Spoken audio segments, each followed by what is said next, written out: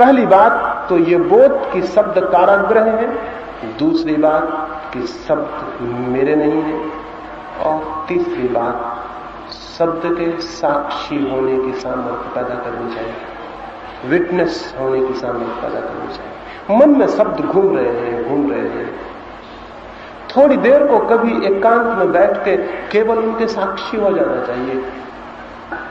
जैसे रास्ता चल रहा हो और लोग निकल रहे हो और कोई बैठ जाए और सिर्फ साक्षी हो जाए और लोगों को निकलने दे। ऐसे ही विचार को भी निकलने देना चाहिए, शब्द को भी निकलने देना चाहिए, और दूर खड़े होकर देखना चाहिए।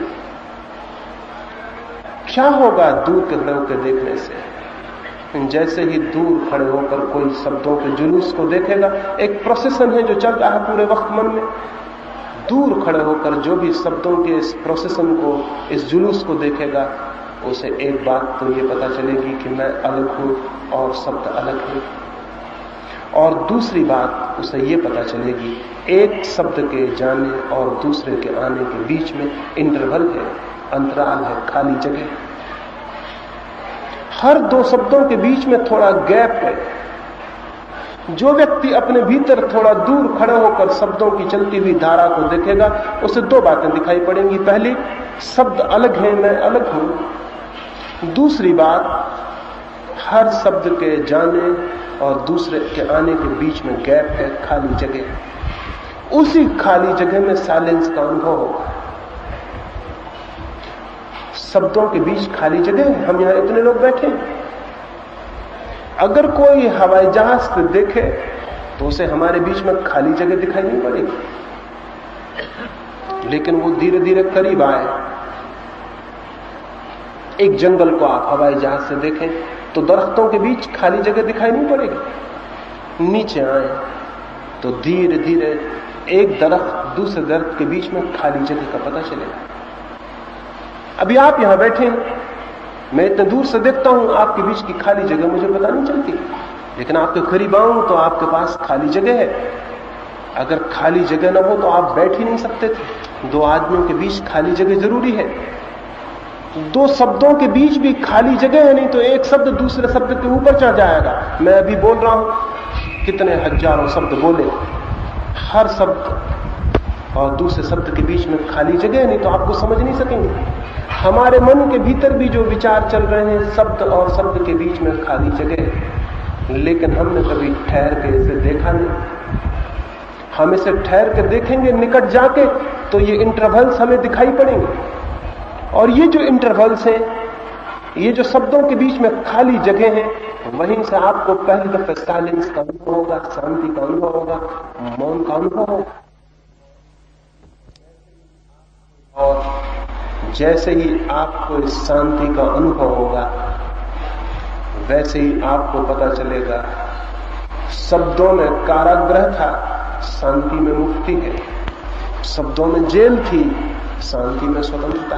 ये आपको पता चलेगा। ये मेरे कहने से पता नहीं चल सकता, ये किसी और के कहने से पता नहीं चल सकता। ये तो शांति का जैसे ही अनुभव होगा, जैसे शब्दों के बीच में खाली जगह मिलेगी और आप उसमें डूब जाएंगे, तो आप पाएंगे शब्द बंधन है, शून्य स्वतंत्रता है। शब्द कारागृह है, शून्य मोक्ष।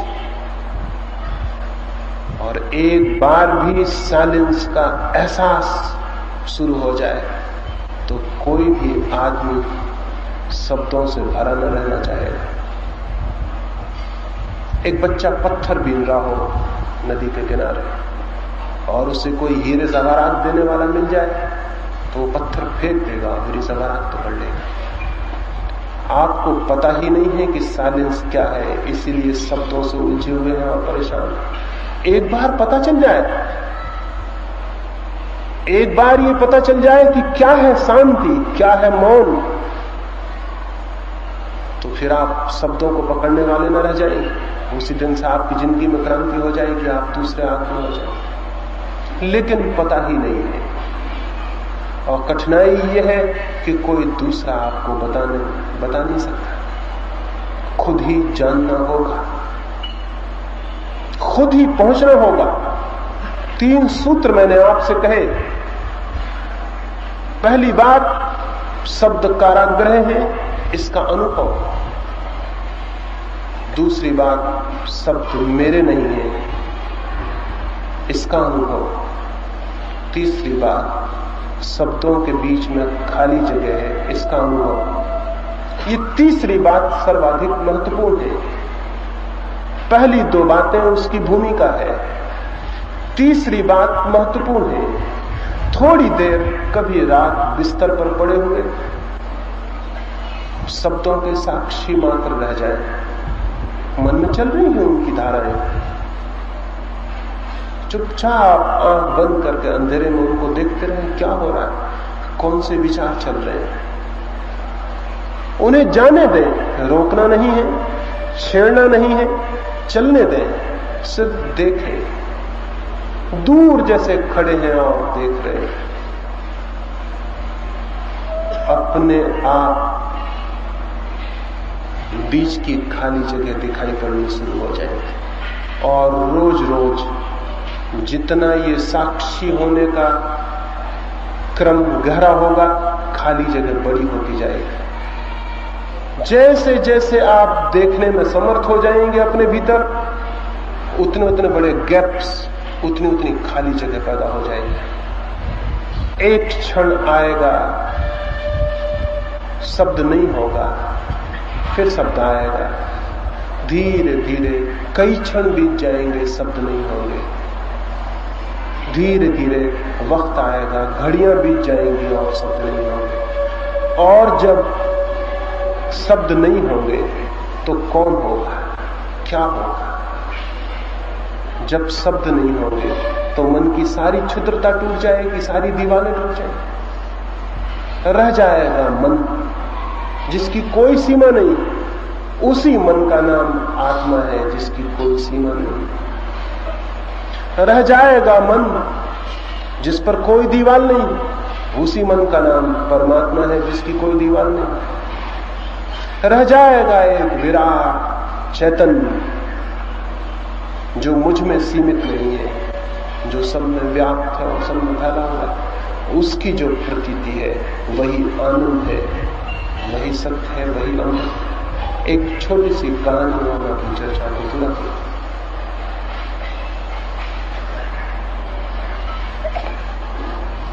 एक बहुत पुराने देश में और बहुत पुराने दिनों में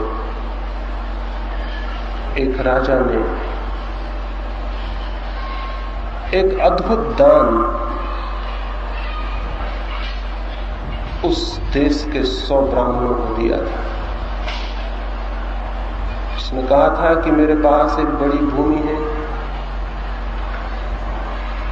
तुम इस भूमि में से जितनी घेर लो तुम्हारी हो जाएगी। बहुमूल्य भूमि थी। राजा ने अपने जन्मदिन के उत्सव में देश के 100 बड़े ब्राह्मणों को बांट देनी चाहिए थी।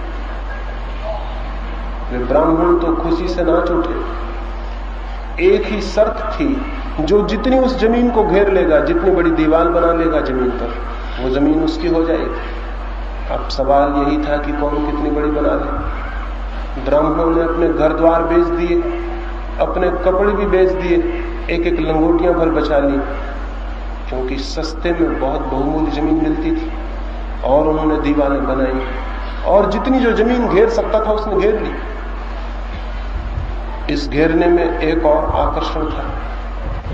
राजा ने यह भी कहा था कि जो सबसे ज्यादा जमीन घेरेगा उसे मैं राजगुरु बना दूंगा। तो एक तो जमीन घेरने का फायदा था, बहुमूल्य जमीन मुफ्त सिर्फ घेरने के मूल्य पर मिलती थी, और दूसरा सबसे ज्यादा गिर जाए तो राजा के राजगुरु होने का भी सौभाग्य मिलता था। 6 महीने का वक्त दिया था। फिर 6 महीने के बाद राजा गया और उन ब्राह्मणों से कहा, मैं खुश हूं कि तुमने काफी जमीनें घेरी, अब मैं पूछने आया हूं कि सबसे ज्यादा जमीन का घेरा किसका है। एक ब्राह्मण खड़ा हुआ और उसने कहा कि इसके पहले कि कोई कुछ कहे, मैं दावा करता हूं कि मेरा ही घेरा सबसे बड़ा है। सारे ब्राह्मण हंसने लगे, राजा भी हंसा, क्योंकि वो गांव का दरिद्रतम ब्राह्मण था और किसी को भी ये आशा नहीं थी कि उसने बड़ा घेरा बनाया हो। और ब्राह्मणों को तो भली भांति पता था कि उसने छोटा सा घेरा बनाया है, कुछ थोड़ी सी लकड़ी वगैरह लगा के थोड़ी सी जमीन घेरी है। लेकिन जब दावा किया गया था तो निरीक्षण के लिए राजा को जाना पड़ा। वे 100 ब्राह्मण भी गए। वहां जाके पहले ही सबको शक हुआ था कि मालूम होता है उसका दिमाग खराब हो गया है, क्योंकि लोगों ने तो मीलों लंबे जमीन के टुकड़े घेर लिए थे। वहां जाके तो निश्चय हो गया कि वो पागल हो गया। उसने थोड़ा सा जमीन का टुकड़ा घेरा था, कुछ लकड़ियां बांधी थी, लेकिन रात मालूम होता था उसमें भी उसने आग लगा दी थी। अब वहां कोई घेरा नहीं था, सारी लकड़ियां जली हुई पड़ी थी। राजा ने कहा मैं समझ नहीं पा रहा, आपकी दीवार कहां है? उस ब्राह्मण ने कहा मैंने दीवार बनाई थी, मैंने लकड़ियां लगाई थी, लेकिन फिर रात मुझे ख्याल आया कि चाहे मैं कितनी ही बड़ी जमीन घेर लूं, जो जमीन घिरी हुई है वो छोटी ही होगी, बड़ी नहीं हो सकती। आखिर जो चीज घिरी है वो छोटी ही होगी, बड़ी नहीं हो सकती। तो रात मैंने अपने घेरे में आग लगा दी। अब मेरी जमीन को कोई घेरा नहीं, इसलिए मैं दावा करता हूं कि मैंने सर्वाधिक जमीन घेरी। कोई घेरा नहीं मेरी जमीन पर। राजा उसके पैरों पर गिर पड़ा और उसने कहा तुम अकेले ही ब्राह्मण हो, बाकी सभी वैश्य हैं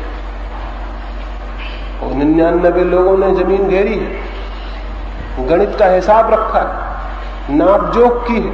तुम अकेले आदमी ब्राह्मण हो, तुम्हारा जो घेरा था वो भी तुमने तोड़ दिया। जिसका कोई घेरा नहीं है वही तो ब्रह्म को जान पाता है, वही तो ब्राह्मण हो जाता है। वो ब्राह्मण राजगुरु बना दिया गया। उसने एक अद्भुत साहस किया, घेरा तोड़ देने का साहस, और घेरा तोड़ते ही सब कुछ उसका हो गया। ये कहानी अंत में इसलिए कह रहा हूं, मन पर घेरे हैं और मन के घेरे को जो तोड़ देगा वो ब्रह्म को जान लेता है। मन पे नाप जोख है, इंच इंच फीट फीट बनाकर हमने दीवार खड़ी की, उसी दीवार में हम जिंदा रहने के आदी हो गए, उसी से हम पीड़ित और परेशान, और उसी के कारण हम क्षुद्र हो गए। और विराट जो कि निरंतर मौजूद है परमात्मा, उससे हमारा कोई संबंध नहीं रह गया। उससे संबंध हो सकता है, लेकिन जो उस ब्राह्मण ने किया था उस रात, किसी रात आपको भी वही करना पड़ेगा। उसने जो घेरा बनाया था, आग लगा दी थी। जिस रात आप भी अपने घेरे में आग लगाने को राजी हो जाएंगे, उस दिन परमात्मा और आपके बीच फिर कोई दीवार नहीं और कोई रोकने वाला नहीं। और उस सत्य को जानकर ही जो ऐसा घेरे से मुक्त मन जान पाता है, जान सकेंगे जीवन के आनंद को, जीवन के सौंदर्य को, जीवन के प्रेम को। उसके पहले सब दुख और सब नरक, उसके पहले सब अंधकार है, उसके पहले सब पीड़ा और मृत्यु है, उसके बाद न पीड़ा है न मृत्यु, उसके बाद न दुख है न दैन्य, उसके बाद जो भी है वो परम आनंद है और परम शांति है। उसे जान लेना ही, उसे पा लेना ही जीवन का लक्ष्य है। और जो उसे पाने से वंचित रह जाता है, उसका जीवन व्यर्थ ही चला जाता है। वो कंकड़ पत्थर बीनने में गंवा देता है और हीरे जवाहरातों के ढेर उसके निकट थे उनको नहीं देख पाता। वो मिट्टी को बांधने में गंवा देता है, सोने की खदानें उसके पास थी उनको नहीं देख पाता। वो क्षुद्र को कमाने में, विराट की संपदा को पाने से वंचित रह जाता है। आज की संध्या थोड़ी सी बात मैंने आपसे कही शब्द के घेरों और दीवार से मुक्त हो जाने की। इस संबंध में बहुत प्रश्न उठे होंगे, क्योंकि जिसको प्रश्न न उठे हों वो तो आज की रात ही अपने घेरे में आग लगाने में समर्थ हो सकता है, लेकिन नहीं, प्रश्न उठे होंगे। मैं जब बोलता था तब आपके भीतर बहुत से शब्द जग गए होंगे, तो उन प्रश्नों की हत्या के लिए कल का समय निश्चित है। तो जो प्रश्न उठे हों वो कल पूछे जा सकते हैं, इस ख्याल से नहीं कि मैं उनके उत्तर दूंगा, बल्कि इस ख्याल से कि उनकी हत्या में आपका सहयोगी हो सकूं। उत्तर देने वाला मैं कौन हूं? और मेरा तो कहना ही ये है कि उत्तर इकट्ठे मत करना। फिर भी कल इस संबंध में जो भी पूछने को ख्याल आया हो उसकी बात करूंगा। मेरी बातों को इतनी शांति और प्रेम से सुना,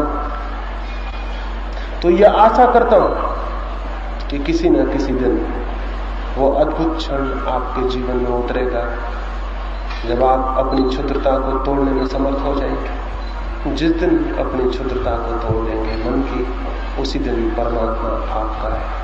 वो परमात्मा तो भीतर मौजूद है, लेकिन हम उसे अपनी दीवार के कारण अनुभव नहीं कर पा रहे। वो परमात्मा जो आपके भीतर कैद है, उसके प्रति मैं प्रणाम करता हूं। अंत में मेरे प्रणाम स्वीकार करें।